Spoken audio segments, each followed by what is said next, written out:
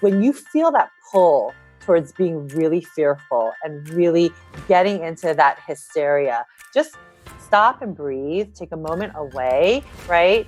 And then just come back and tell yourself, I'm doing the right things for my child and for my family. I know we're eating well. I know we're getting the most sleep that we can. We are trying to minimize our stress. We're trying to keep our immune systems boosted. And that is the best I can do. And I know it's going to help.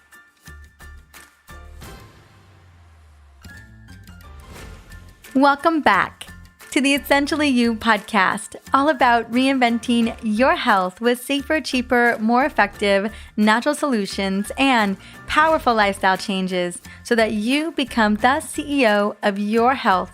I am your host, Dr. Marisa Snyder. Have you thought to yourself over the last 2 weeks or so, what exactly is this novel coronavirus and what should I do if I exhibit any symptoms? Now, the big question that many families have been wondering is, how much precaution should we take, and is there cause for fear and concern? Now, I completely understand why many of us are feeling a bit fearful of this brand new virus, and due to the request of many people to create an episode on it, I invited a dear friend of mine who is a pediatric medical doctor and coronavirus expert to shed light on the real facts surrounding this novel coronavirus and to provide recommendations for boosting you and your family's immune system. Now, I know that this topic is a little off course from my focus on women's health, but I have a feeling that you are looking for answers and that sometimes the news isn't the best place to feel reassured when you want to look out for you and your family. I know for me, I would prefer to talk to a fellow practitioner who knows exactly how to dig into the facts and the research and provide us with clarity and not hysteria. With that said, here are some key facts I want to quickly share with you before I bring her on.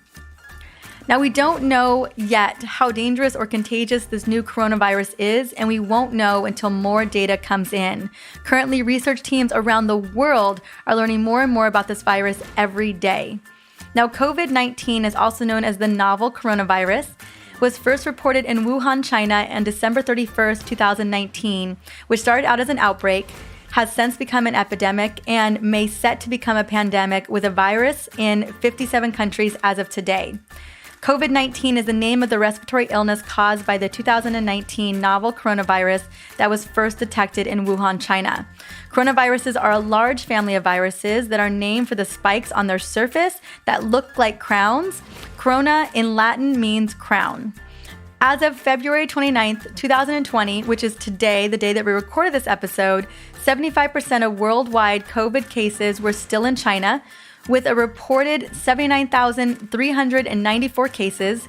There were 70 cases in the US, with 3 new cases reported today, and there were a total number of a little over 6,000 cases outside of China, with 1,300 new cases today.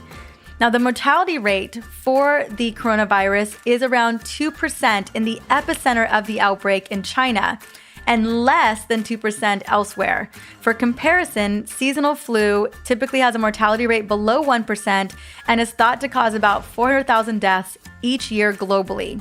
SARS had a death rate of more than 10%. Just want to give you a little bit of context.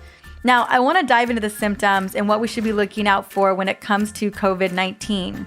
Now, what is important to remember is that the majority of infected people appear to have very mild infections with mild cold-like symptoms and fever, and many who do not exhibit any symptoms.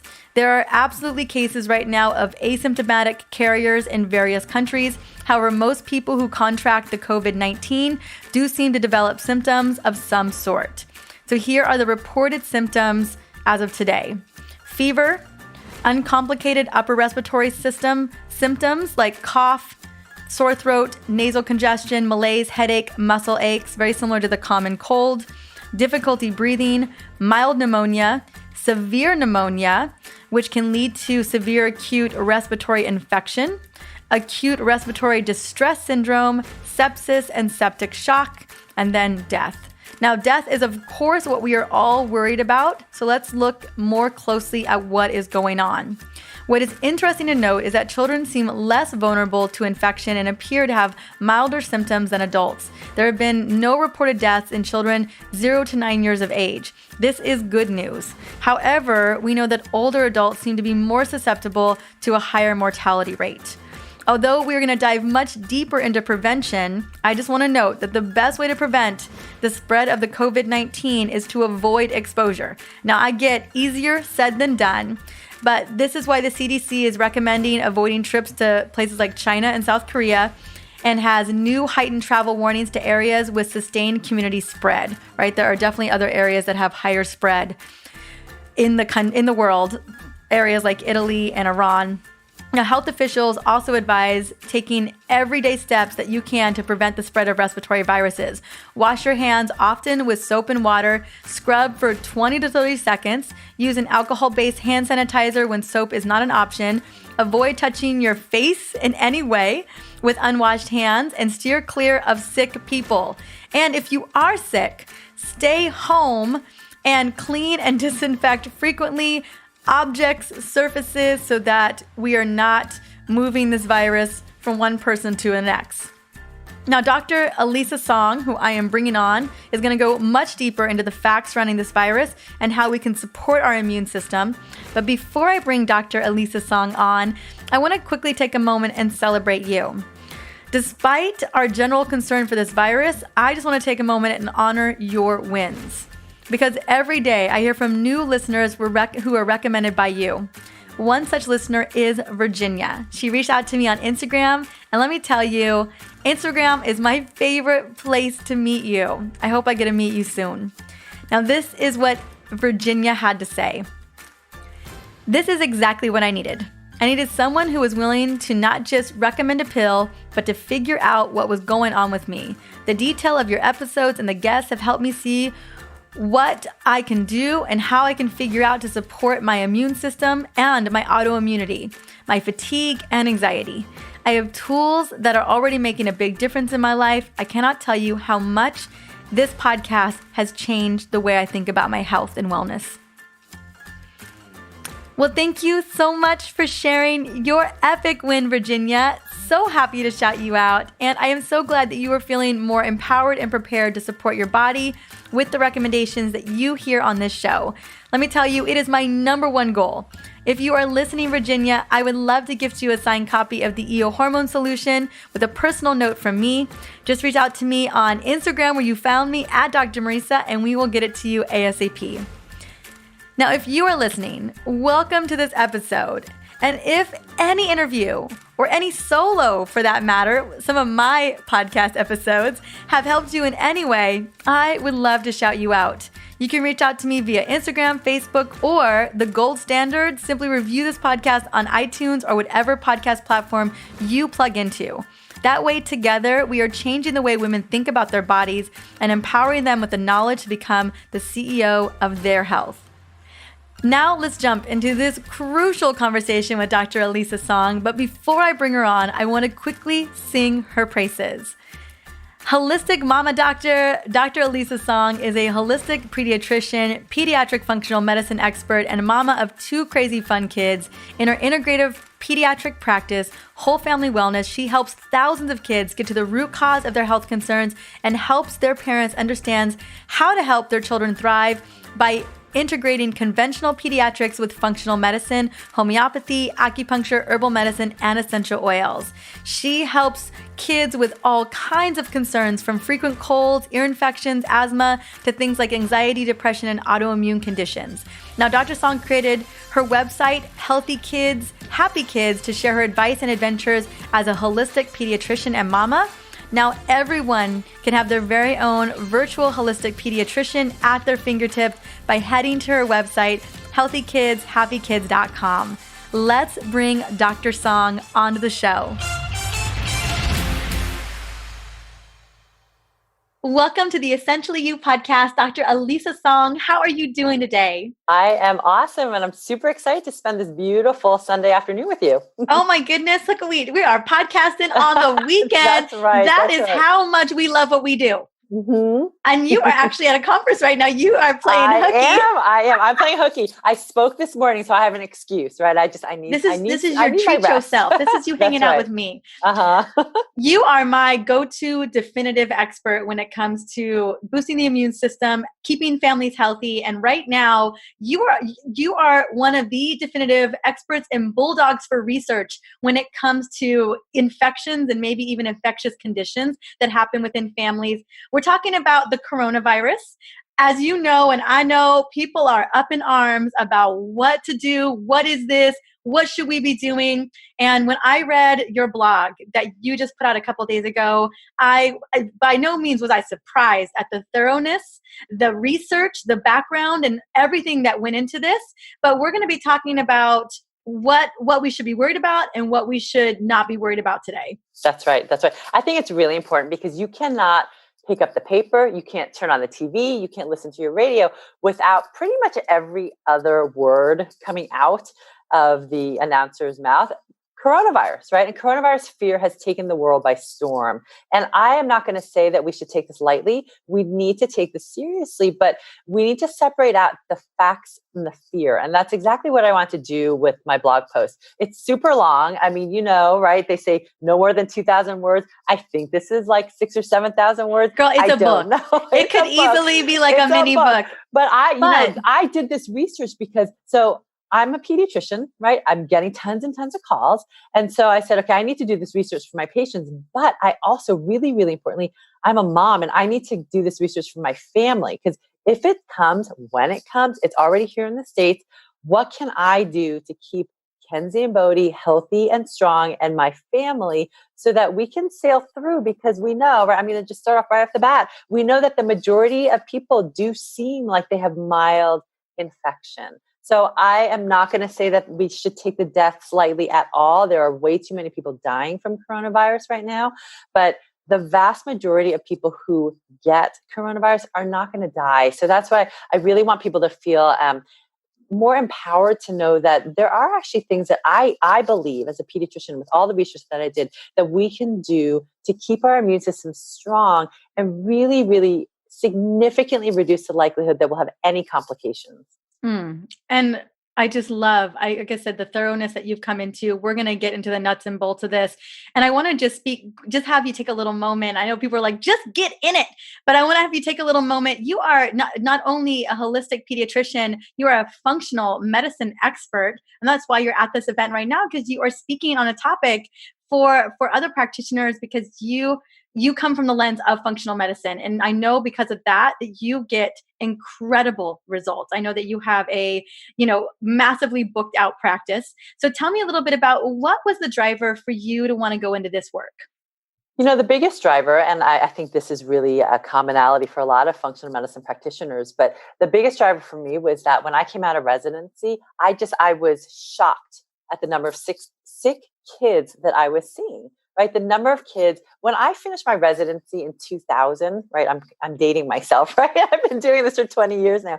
But when I graduated residency, I was told that if I saw a handful of kids with autism in my lifetime, that would be a lot. Right? I mean, fast forward, I opened my practice and my practice was flooded with kids with autism and parents who were seeking answers, right? Root cause answers for how to heal their kids. And then the autoimmunity. I mean, today I just lectured on pediatric autoimmune neuropsychiatric disorders associated with strep and PANS. So PANS pandus, which is an autoimmune encephalitis that more and more kids have, right? If your kids have anxiety, OCD, ODD, ADD, I mean, look, they may have infection. And so I was seeing more and more kids with autoimmune diseases too. Right? I mean, people who have heard me speak, they know that I talk about one of my youngest patients I thought I had with autoimmune disease was an 18-month-old with ulcerative colitis. But unfortunately, that prize went to my 6-month-old who was diagnosed with Crohn's disease, right? Our kids are not thriving at all. And the way we're going with conventional medicine and conventional life and our standard American diet needs to stop. And so that was one of my biggest motivations to see what is going on. How can I either keep kids from being put on medications from the time they're 3, so then they're on them for lifelong, or hopefully get them off of their medications in a way that really gets them healthier and keeps them, really thriving from the inside out. And then, of course, when I have my own kids, even more, right? Because I want to know, well, how do I prevent this epidemic of autoimmunity and chronic illnesses from really hitting my kids? So that's where, it's functional medicine. We have so many different tools in our toolkit. So it's not just functional medicine. We have to look at acupuncture. I practice acupuncture, herbal medicine, of course, use essential oils. And as the essential oils expert that you are, I mean, you've taught me so much. And I tell all my mamas about your books to get, right? And I know you're coming out with a new one, so I can't wait to share. So really, really important that we understand that conventional medicine has a time and a place. Mostly it's for acute trauma, right? Trauma and, intensive care treatments. It's not for chronic diseases. Now, with coronavirus, there could be a role for conventional medicine. Unfortunately, we don't know. We have no idea what medications, pharmaceuticals will work against coronavirus. There's research going on, and I hope that research, the findings come out soon. And researchers are around the world trying to find a pharmaceutical agent and a vaccine that will work against coronavirus. We don't have it yet, though, right? There's nothing conventional that we know that will kill coronavirus. And that, I think, is what is really making people even more fearful. And that's probably not even, it's going to be months to over a year for anything like that to come out, especially a vaccine. So in the meantime, what I wrote this article about was really, what do we know about coronavirus? What do we know about this particular coronavirus? Right, because this isn't the only kind of coronavirus out there. That's right. Mm-hmm. So we're gonna get into that. I just want to take a moment and say thank you. Being an integrative MD as yourself, to see the ways in which you are helping parents get to the root cause. And I know as we're listening to this, the idea of a 6-month-old having Crohn's disease, when we think of Crohn's disease as someone in their 40s or in their 50s, or colitis. I had a family member at the age of 59 who had a colitis episode a couple months ago. We don't think about babies having that. We don't think about children having all of these types of chronic conditions. When you and I were growing up, this just wasn't happening.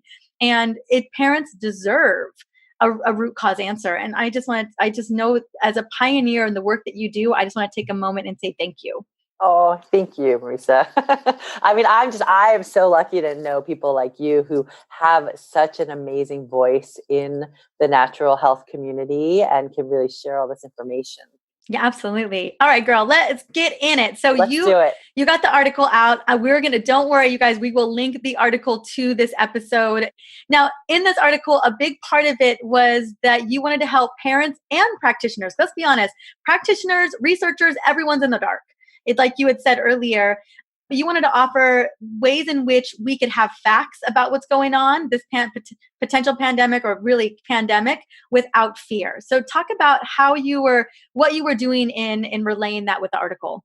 Yeah, well, I always tell my patients and the mamas and the practitioners who follow me that knowledge is power. And in this case, we don't have a lot of knowledge. So that's where, when I start to get nervous about something or anxious about something, I really try to dig into the research.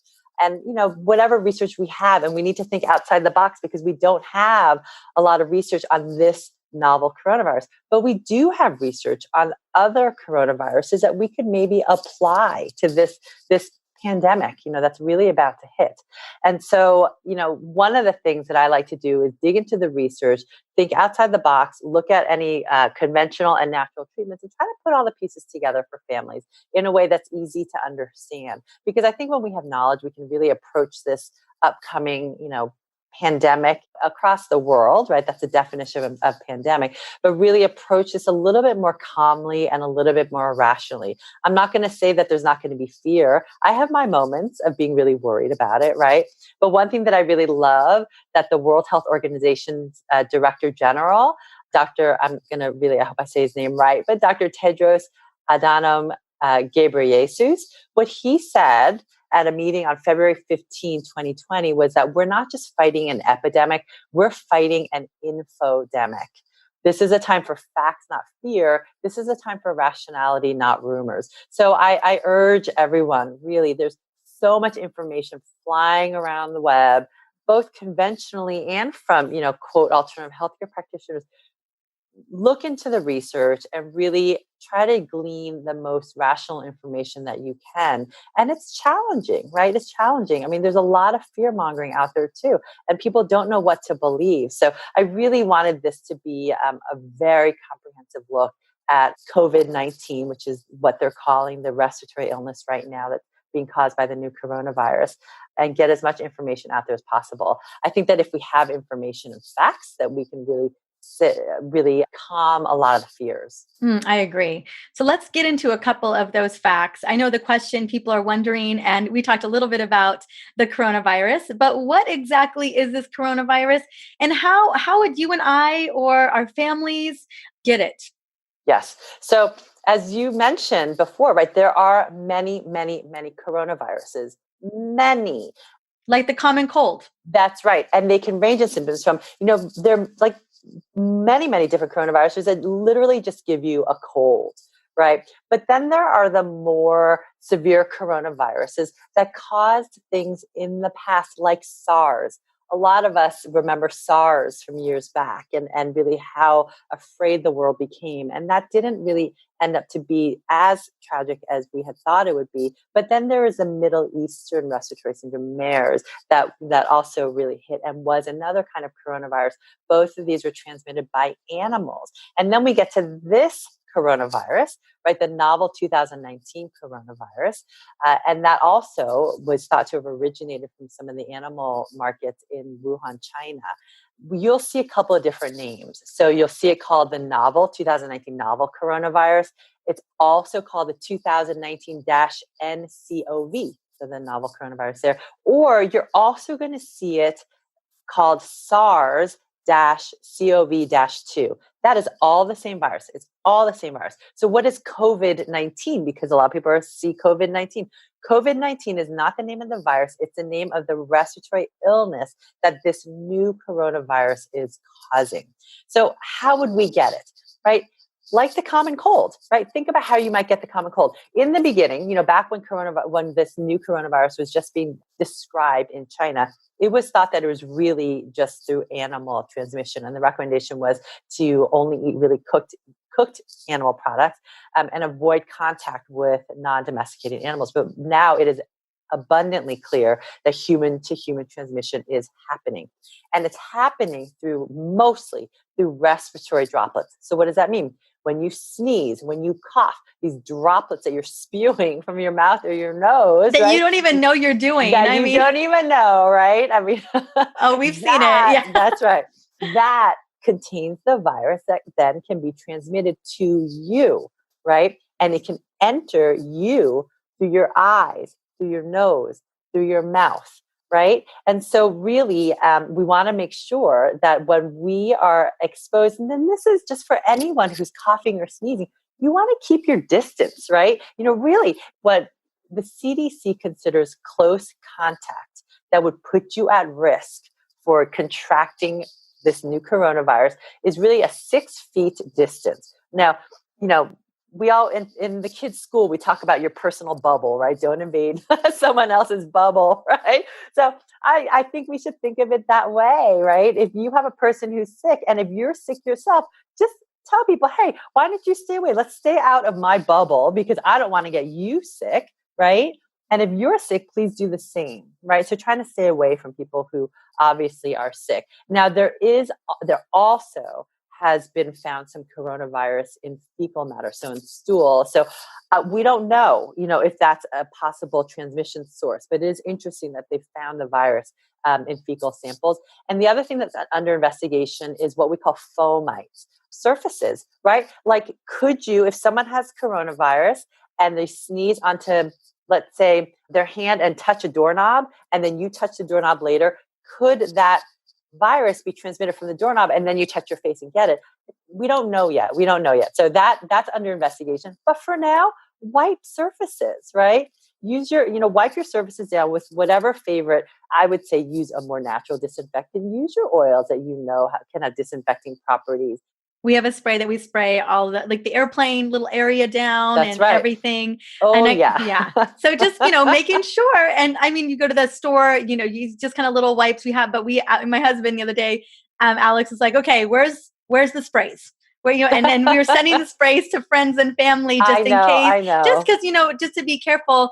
And I am curious. I know that other viruses, cold and flu virus, coronaviruses, can stay on fomites, Yes. can stay on laptops and door handles Yeah. and And inside a phones and, bathroom mhm. for 2 hours or 3 hours or whatever that time Yeah. I frame mean, is some before they die. viruses, I believe, and I can't remember which viruses, but there are some viruses that can live even for days on surfaces. So we just have to be exercise caution. You don't have to, be totally crazy about it. But I know for me, when I travel, tomorrow I'm getting on a plane to go back to San Francisco. And I, for sure, am going to be. Now, I also have a separate blog post on how to have a healthy holiday. This is really centered around healthy traveling. But when they've tested different areas in the airport and airplanes for germs, right? The germiest place is, you'd think the bathroom flush, but no, it's actually it's so gross. But the button on the water fountain is actually one of the dirtiest places. Now we have the fill station, so you don't have to touch a button, right? And of course your laptop, the tray top table, right? I have seen people change their babies' diapers on laptop tray tables. So just Yeah, yeah. So wipe. absolutely they do. Yeah. So the belt buckle, Get in where you the fit seat in. I button. mean, yeah, it's so Yeah. true. So that's what I'm going to be doing tomorrow for sure. Alisa, if we knew family was immune system compromised, just thinking maybe a grandparent or an older parent, would you be mindful about maybe canceling flights for them at the moment? It just depending on if there are more immune system compromised. Like I had dear friends of mine who had a trip planned to Asia. They had like a 6-week trip planned. They were supposed to leave a week ago and they just decided to cancel it to play it safe. And we're going to Italy in May. And goodness, Italy's working it out right now. And we have not canceled that flight. But it's just something, and I don't anticipate we're going to either. Are these things that we should be considering? That's such a great question. And I get asked that. And it's so hard because right now, apart from travel to these countries where we are seeing some spikes like South Korea and Italy, and there are a couple of other countries that are on watches, right? Iran, Japan, right? And of course, China, I would not travel to right now, but some of these other countries where there are some travel alerts right now, they're either level 2 or level 1. I would exercise caution. I think that if you do have immune compromise or you have a chronic health condition and you're not well, right? Because, if you have a chronic health condition and you're in a really good state of health and you're taking care of your body, then you're probably okay. But if you're not, if you would consider yourself not in good health, right? I would exercise caution. And, we're kind of stuck. My mother, she's surviving from her esophageal cancer. And over the summer, we have been really excited to do a daughter's mother trip. On her bucket list is going on an Alaska cruise, right? And so we were all ready to book it. And then this happened. We're like, wow, we're going to wait. We're going to wait to book it, especially a cruise, because, as the CDC says, if you travel to an area that then becomes endemic with the novel coronavirus, you may need to be quarantined, right? Or if you aren't, I hope they don't, the whole debacle with the Diamond Princess is not going to be repeated, but you just have to be prepared if you travel that you may be quarantined. Now, that being said, that gets to, well, who would be okay traveling? And you kind of alluded to that, right? Because really, who gets symptoms and what are the symptoms? Because the symptoms, even with this novel coronavirus, again, it seems that most people are getting mild symptoms. Mild. Yes. Let's emphasize that, like, especially children and pregnant women. That's right. which is totally different than the flu, right? Because the flu tends to hit young kids. It can hit pregnant women and the elderly the hardest. But for most people, even children and pregnant women, they might get a fever and what looks like a cold or a cough. So you're not going to be able to distinguish whether or not you have a cold or maybe you might have influenza, right? But then some people will go on to develop more severe pneumonia and lower respiratory illness, difficulty breathing, and then go on to have acute respiratory distress syndrome, which is what we saw in SARS, and develop sepsis and even die. And that's the scary part. But we do know some evidence now from China, right? China has a large and very large, unfortunate number right now. But we know that the people who are dying in China are almost all the elderly. So over 80 is its own risk factor, even over 70. But, really under about 40, the mortality rate is really, really low. It's like less than a percentage. That's right, less than a percentage. And there have been no reported deaths in children under 9 and none that I know of in pregnant women. Now, I will say, so today, as we record this, it's February 29. And I've been putting updates on my blog post. I wrote it 3 days ago, and it's been just spreading like crazy. And it's spreading like its own virus. Just kidding. But it's gotten, clearly, it's very obvious that the thoroughness and the scientific backing of this article, people are getting their hands on it. So I'm really excited to share it. And I'm grateful that you're updating it because I know that we're learning things every day. We're getting more insight. We are. And I'm updating the numbers, right? The number of cases around the world. And of course, just this past weekend, not too long ago, we had our first case in California, pretty close to me, Solano County, right? Of no known exposure to anyone else with the novel coronavirus, no history of travel. So we're getting these cases that we don't know where they're getting it from. So obviously it's in the community, but obviously we're not having so many numbers that are going to the ERs and needing treatment and needing hospitalization. So I do think that we don't know how many people are asymptomatic carriers. I was going to say, there have been people that are potentially asymptomatic. Absolutely. In fact, when they looked at this one study of kids, there were 2 babies under 12 months of age who had coronavirus. And the only reason they were tested was because there were family members who were symptomatic and they had it in their nose, but didn't have symptoms, right? These are babies, right? So when we think about then, okay, who are those people who are more at risk for complications and for mortality? That age seems to be the number one factor, right? And we can't look, I want to remind people, we can't look at the number of deaths in China and extrapolate that to the rest of the world and to the US. The mortality rate is significantly higher in China than what we're seeing around the world. And, because China is being crushed right now with the number of cases. They don't have enough supplies. They don't have enough doctors. They don't have enough ICU beds. They don't have enough anything right now. And they're in this situation where they have more and more people who are sick and not enough ways to help them. So the numbers are expected to be much lower in terms of mortality, in terms of the death rate in other countries. Now, you can get tested for the coronavirus. How would one go about that? I know that basically we can do swabs. Is that correct? Yes. So you can get tested.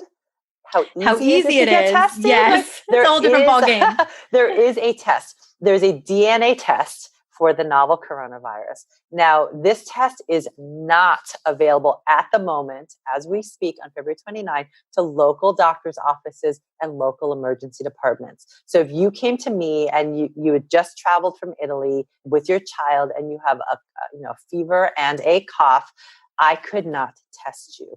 I would have to refer you to the public health department where they would send you to a place to be tested. And it's a nasal swab and also an oropharyngeal swab, so a mouth swab. Now, one of the recommendations from the CDC, which I think is a really wise one, is do not rush to your doctor's office or to the ER just to get tested, right? If your child had a cold, right, let's take coronavirus out of the picture. If your child had a cold, or even if they had a fever with a cough, most parents are not rushing to the doctor on day one. Most parents are waiting and kind of watching and doing what they can at home. So take that same practice with you when it comes to your child's illness and your illness right now. Because what we're finding from China is very likely the spread has been so rapid because people are lining up in the hospitals to get tested. In the meantime, if you don't have coronavirus in that crowded waiting room and hallway, you will likely be exposed to someone with coronavirus and get it if you didn't already have it, right? Or you can give it to someone else, even if they didn't have it. So we just want to exercise caution. When I work with families and when I work with my online mamas and practitioners, I teach them how to use homeopathy, essential oils, herbs, diet and lifestyle, acupressure points for their most common acute symptoms like fevers, coughs, colds, so that you can have the tools, right? I love natural medicines in that way because you can have the tools to nip that illness in the bud. It doesn't matter what it is. It doesn't matter if your child has coronavirus, if it's COVID-19, if it's a mild COVID-19 and you can manage it at home. So I would say if you or your child are sick but don't need medical care, don't go to the doctors, right? Yeah, I was at the hospital a couple of weeks, about 3 or 4 weeks ago, and we had to go to urgent care. And I would say 95% of who was in urgent care most likely had the flu. And that's just what it was, and I know that a lot of urgent care facilities, ER facilities have been stacked to the gills with influenza patients. And goodness knows, I know that whoever didn't have a cold or a flu in that space probably got exposed. And so the intention here with this coronavirus, clearly there's a couple of gray areas like, wait, someone may be asymptomatic or somebody's symptoms are mild, and goodness knows people are still getting colds and flus as we speak right now. And so it can look very similar to that until it kind of upgrades to something a little bit more serious. Ideally, it's not the time to flood the hospitals with kind of a hunch of what might be going on. That's right. That's right. And really and truly, if you are one of those people who has mild coronavirus illness, we actually do, it is helpful to know. And now the CDC may expand their testing criteria because we want to know, mostly because we don't want you to spread it to other people, right? We're trying to contain it so that it's not spread to people who are more at risk for serious illness and even death from the new coronavirus. Let's talk about the immune system. Let's talk about a functional approach, because at the end of the day, we can prepare our immune system. There's no guarantee, but we know that if we can bolster the immune system, we really have a great chance. And the reason why I ended up getting into natural remedies for boosting the immune system is, I don't know if I ever told you, Elisa, but I used to get sick 7 to 11 times a year with colds and flus. There's a lot of things I tried, a lot of things that wouldn't work, and not the things that they helped a little bit, but I got into some really incredible, natural remedies that I went from getting sick 7 to 11 times a year. And it felt like I was just a circulating host for all of these, probably it's little common colds, little flus. And so I started using some natural solutions we're going to be talking about in just a moment, and in the form of essential oils, herbs, homeopathies. I was doing all of it, and I was able to, I didn't get sick for 3.5 years. And it really was about highly supporting my immune system so that it wasn't like I wasn't exposed to viruses in those 3.5 years. I was exposed to all kinds of stuff in those 3.5 years. It's just that my immune system was more prepared than it had been before. That's right. That's right. So I think really one of the best ways to protect ourselves and our kids is really looking at keeping our immune systems as strong as possible so that if we do get not just the new coronavirus, but maybe influenza or maybe any number of thousands of germs that are circulating. That we are the ones who have mild illness or maybe no signs of illness.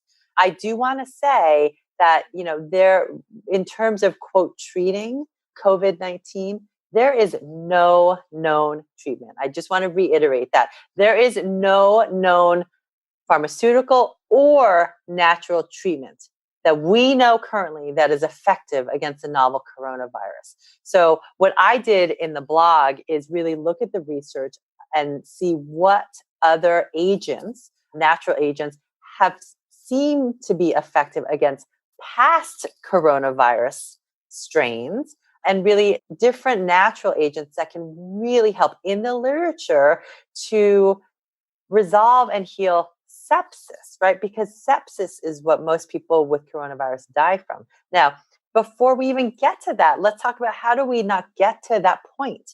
And so boosting your immune system, as you said, is the number one way to do that. Now, boosting your immune system, I would say the two things, I mean, there's so many things, right? But the two things, well, I guess it's not just two, but number one, you got to get off that sugar, right? You got to really lower your sugar intake. Refined sugar has been found to reduce the activity of natural killer cells and macrophages. Those are the kind of white blood cells that literally eat viruses and bacteria.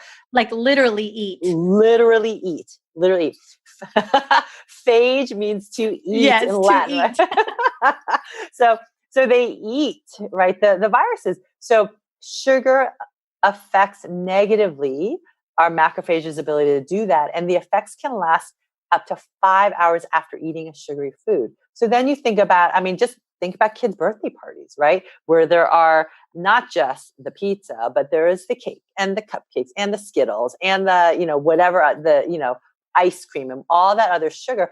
Do you ever wonder why then the very next day your kid has a fever and they're sick, right? Girl, yes. Goodness. I was just a little full confession. We were invited to a party. We didn't know it was a kids party.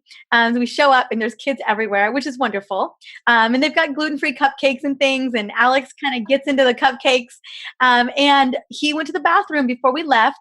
And I don't know how many children in that house had hand, foot, and mouth, oh my God. But Alex got it. Oh, and this was back in September. Oh my goodness. It was like full tilt. I was like, right. Oh my gosh, what is going on? Yes. And doctors were like, wait, are you like, were you around children? And we're like, oh, we were at this birthday party for like 2 hours. Yep. And, candy and ice cream, all of it. And kids.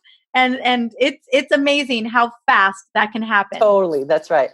So reduce your sugars. The next thing is really, really ramping up your antioxidant status, right? All the colorful fruits and vegetables. And I mean as many colors as you can, because each color represents a different antioxidant and different phytonutrient. Now, why is that so important? Because what we found in sepsis, many people by this point have heard of the cytokine storm. Right? The cytokine storm is basically your immune system after some infection or insult just going haywire and out of control, which is what we see in sepsis. And they found that IV vitamin C, right? Maybe other antioxidants like quercetin can reduce that cytokine storm and help heal people when they have sepsis. So they've also found that people who have enough vitamin C and enough vitamin D in their system. I was going to say vitamin D. Vitamin D. Speak to me on that. Yes. Maybe at less risk for developing sepsis. Vitamin D, taking a vitamin D supplement, because there are some supplements to boost your immune system. Vitamin D is number one. Number one. It is the supplement that I am the most religious about giving my kids and myself and my husband over the wintertime, or really anytime. Even in the middle of summer when kids are running around outside, getting sun all day long, swimming outside, I'll check their vitamin D levels, and almost every single one of them is either outright deficient or insufficient. Or right below. Yeah. Mm-hmm. It's so true. And I think people think vitamin C. Can we say no orange juice? Because that's sugar. No right? Orange juice. That's vitamin right. C. But we don't ever think, people don't realize that vitamin D is a major player in boosting our immune cells. And in order for our immune cells to actually fight the fight for us, we have to have enough vitamin D to run those reactions. So true. And in this day and age, we have so many other forces on our immune system that stress us out that our vitamin D levels just get depleted unless most of us are taking a vitamin D supplement. So vitamin D makes this incredible little protein called cathelicidin that has amazing antiviral properties and antibacterial properties and has been known to reduce your risk of sepsis. So hands down vitamin D.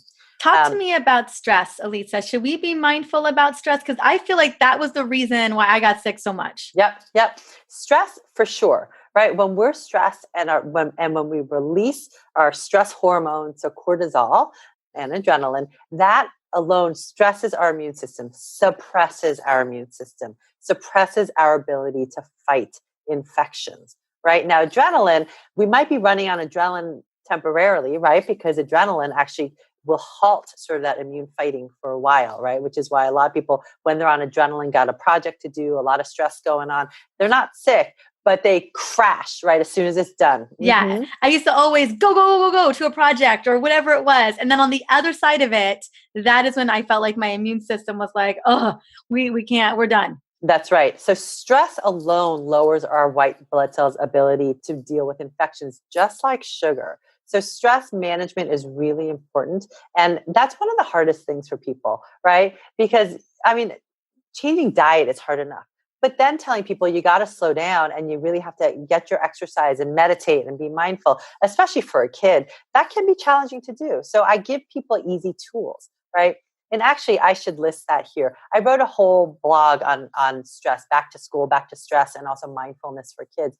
But we want to make this doable and easy, right? Yes. I just wanted to kind of put that out there. I know you've got other remedies, but it's just one of those things to be thinking about. Like, how do we not panic and freak out? That's right. That could lend to more issues. And so that, to your point, right? This fear around coronavirus, right? This fear, that's in a way, if you get tested and you're not symptomatic and you have it, I mean, the fear alone can cause inflammation that then could drive you to get sicker. So it is very important to remain calm during this, what I would say is really a crisis in the news, right? Mm-hmm. Yeah. Yes, absolutely. Okay. So we've got healthy food. We've got take down the sugar. We've got vitamin D, vitamin C. Anything else you recommending that people can, clearly wash your hands. Right. Sleep is really key, right? Because we kind of repair and restore in our sleep. We also want to make sure that we, if you can, fermented foods. Kimchi has been found to kill the H1N1 flu virus. So it hasn't been tested against this coronavirus, but kimchi and fermented foods are awesome. And then, like you said, the common sense measures, right? We have to make sure our kids are washing their hands, right? 20 to 30 seconds.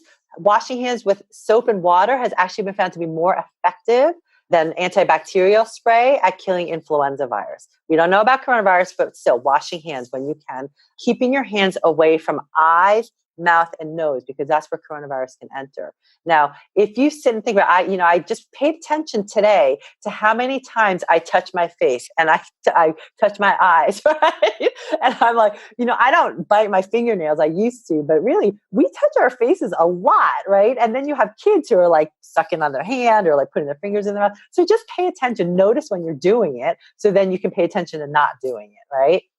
Oh, the last thing, what I think is really, really crucial, because most viruses, the way they work is someone sneezes, coughs, you get it in your nostrils, right, in your nasal passages, and the virus starts to multiply. And maybe you have a day or two or longer before you actually start to feel sick. Yes, so latency period. Talk to me about that. That's right.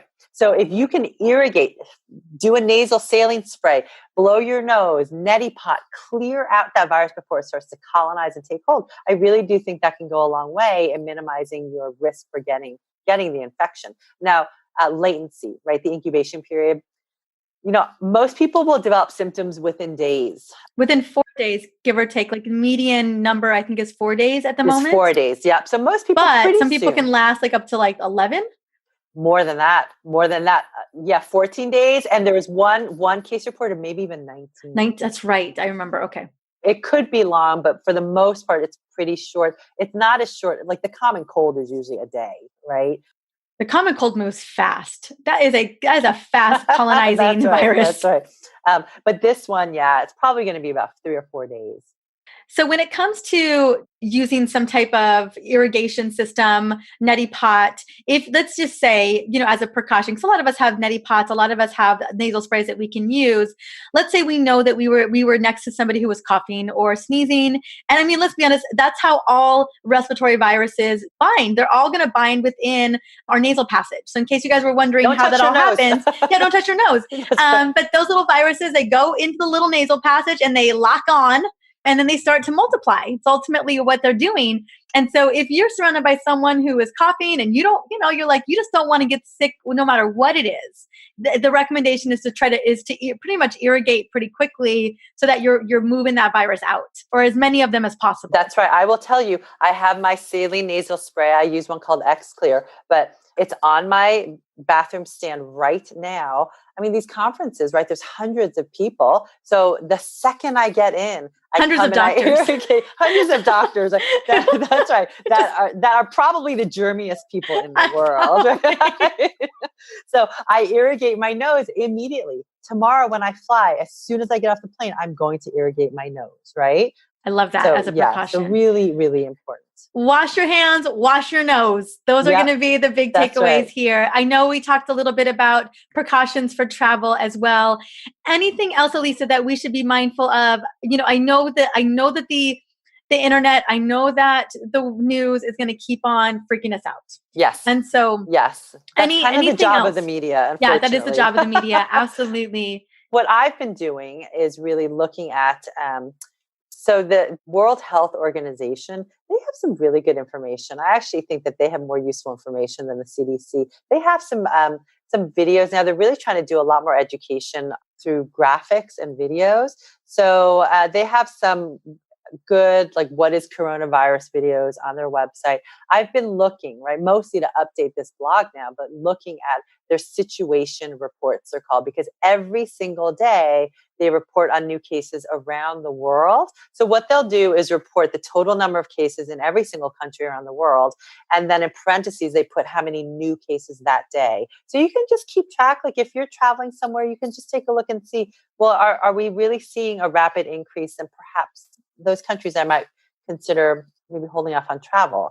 I liked that advice in terms of travel. Like as long as you aren't, clearly there are some countries that we should probably just kind of keep our distance from at the moment. And that makes so much sense. But if you're trying to get from California to Arizona or vice versa, or, whatever that may be. I mean, right now we're leaving for Arizona next week. I'm not canceling my flight for that event.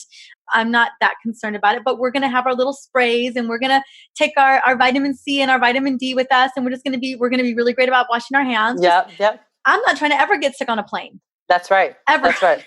Well, so I'm really glad you said that because, one thing that I want parents to take away from at the moment right now, and probably ongoing into the future, if your child or you have a cold or a fever or a cough, chances are it is not coronavirus. It is much more likely to be the flu or some other common cold virus. So with that being said, right, yes, we don't know what can be effective right now in terms of natural treatments against the new coronavirus, but we certainly have a lot under our tool belt for influenza and for the common cold. And that's where you use your homeopathy. You take your oscillococcinum, you use your essential oils, you take elderberry syrup. And, I have a whole kind of natural medicines toolkit that I travel with, right? When we travel, it's for my family and for me.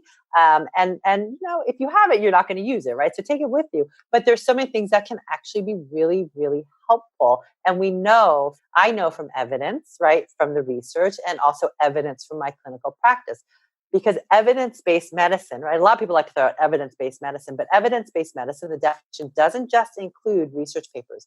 It includes clinical experience, right? And so I know from my practice, a lot of these natural remedies that are amazing, that if you can start in the beginning of any illness, you can really nip that illness in the bud pretty quickly. Absolutely. And we don't get sick. I mean, honestly, Alex hadn't been sick in almost 3 years until he ran into the hand, foot, and mouth virus back in September. But we are so diligent about having our elderberry flower. We also travel with nasal sprays. Clearly, we travel with essential oils. Yeah. We travel, we travel with a lot of vitamins, a lot of antioxidants. We're really mindful. When you travel a lot, and I know people who are listening to this right now, you guys are listening and you do probably, some of you absolutely are traveling a lot. And it's just important to, prepare for wherever you're going. So for us, we always have a number of options because we do know that it's not always easy to get your hands on those options when you're out and about. When you're at a conference or you're at a work thing, you might as well just have it with you, especially during the seasons where we see more environmental threats in the environment. And circulating air in an airplane. That's right. You should have called me when Alex had hand, foot, and mouth. That's what a pediatrician deals with. You're absolutely, it took us a couple of days to figure it out because I learned it in school. I saw it in school, once, and then I have never seen it. And so we are actually, this is it was my sister's birthday. We were going to Disneyland. And we were like, maybe it's eczema. Like we couldn't tell at first. Oh, no. And I was like, I don't know what this is. Oh. And but we're taking my sister to Disneyland, and we sat down and we were like, okay, Alex has got to go to the doctor because he probably shouldn't go to Disneyland if we don't know what he's got. And so we go to Disneyland. Alex is supposed to meet up with us, and we send him off to it's like a little mini, kind of like a minute clinic. And sure enough, the doctor's like, oh, no, you've got hand, foot, and mouth, and it's about to explode. Oh, you cannot and will not go into Disneyland. Right. So we had to get our tickets. They gave us our tickets back. Like they refunded us our tickets, and we went to Disneyland, like 4 weeks later. But yeah, it was Oh goodness. Yeah, not pretty. But I know what it looks like. I don't think I'll miss it ever again. No. Yeah, it was a little crazy. But Dr. Elisa, I want to say thank you. Is there any little extra thing that you want to do, any important message? I know that you said specifically, like, most likely if our kids are getting sick, it's not necessarily the coronavirus. It is still in small containments around the world, but just to make sure that we are, watch and wait, see what goes on with your kids. Yeah. I would say that the most important thing right now is to really just try to stay as calm as possible. Like I said, the article that I wrote, I'm going to be updating it anytime I find out any more news. If I find out that we should really be more concerned, I will post that. If we find out that there is a treatment that's been found, I will post that. So we would just really want to stay abreast of the knowledge, but I would avoid as much as possible reading the news, right? Because it is, don't watch the news. No, I don't watch the news. I don't watch right? the news either. Honestly, No. I had seen little bits and pieces. And then when I saw your article, I was like, you know what? It's getting to a point where I feel like I need to know more. And I knew that you would be the person I would learn from. And so, I feel so much more at ease knowing that you had written an article that was thorough, and that I was like, okay, now I know the real deal, because I know by watching news, I know by seeing it, there's just so much frenzy, and I knew that I wasn't getting the real deal. It just kept popping up and freaking people out. I was like, this is not doing anyone any favors. Yeah. Well, that's really because I wasn't that worried about it. And then I had parents who were calling me kind of, really freaking out. And then Peter kept sending me these news articles. I'm like, stop. Come on, Peter. News articles, right? And he's like, you got to look into this, right? So then I did, like, literally this article. I was holed up at home for 3 days because I'm like, I got to sort through this literature, because if I don't, no one is doing this. And most moms don't have time to do this, right? Most practitioners don't have time to do this. So I said to myself, this is my, this is my thing. I'm going to be a hermit this weekend. Like a 15-hour article is what it took. Because it has to be. It has to be. And so I tried to put all the information from multiple different sites in one place. But really and truly, I'm serious. Don't watch the news, right? Oops, that's my phone. Sorry about that. As I say, don't watch the news, or I got an alert. Don't. I can't even. Okay. Don't watch the news. Yeah. Don't really, when you feel that pull towards being really fearful and really getting into that hysteria, just stop and breathe, take a moment away, right? And then just come back and tell yourself, I'm doing the right things for my child and for my family. I know we're eating well. I know we're getting the most sleep that we can. We are trying to minimize our stress. We're trying to keep our immune systems boosted. And that is the best I can do. And I know it's going to help. Right? It will. I promise you. It will help you. And it's going to help in the long run, whether coronavirus or no. This is how we keep our bodies happy. This is how we keep our bodies healthy. Now, if you guys, again, the link for the blog will be in this episode for 173. Also, Elisa's, I know you heard it in the intro, but it's healthykidshappykids.com. And Elisa, honey, where else can we find you? We got the website. Yeah, so healthykidshappykids.com is really the best place. That's my blog.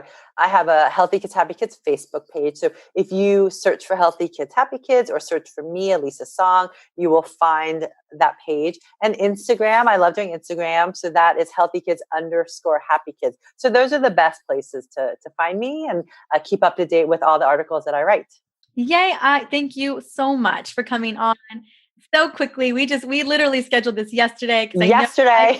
I've had so many people reaching out to me myself. And I just thought, you know what? I am so grateful. I'm so blessed to have you as a dear, dear friend. And I was like, you know what? Let me just text her and see if I can get her on the show. So I'm so glad that this worked out. And thank you so much for literally being in a hole for 3 days and looking over endless article after article to put this blog and an article together. Oh, thanks, Marisa, for having me on, getting the word out, and of course, for being an awesome friend. I can't wait to see you soon. Me too, honey. All right, see you soon. All right, bye. As Elisa mentioned during the interview, there is still a lot we don't know. So we both recommend focusing on boosting your immune system. That is always a good idea. And continue to live your day-to-day life while taking everyday preventative measures. Remember to wash your hands regularly, stay away from people who are sick, and wipe down high-touch surfaces. As for immune boosting solutions, you can check out my book, The Smart Mom's Guide to Essential Oils. I will have that link in the show notes. And that next step is I highly recommend reading Dr. Elisa Song's blog, the one that we referred to throughout the episode, because she is actively updating this blog every single day with the research and the facts. And I promise you, this is going to be one of the best pieces of content to tune into as we continue to move forward with what the virus is doing. Now, I'm going to have the blog in the show notes for episode 173, or you can just go to her website, again, www.healthykidshappykids.com. And I just want to say thank you so much for stopping by, listening in to this episode on the Essentially You podcast. And feel free, if you are looking for more issues or more concerns around the coronavirus, reach out to Dr. Song on Facebook or Instagram and feel free to ask her questions. I look forward to seeing you on the next episode. Until then, stay healthy, stay happy, and just have an amazing week.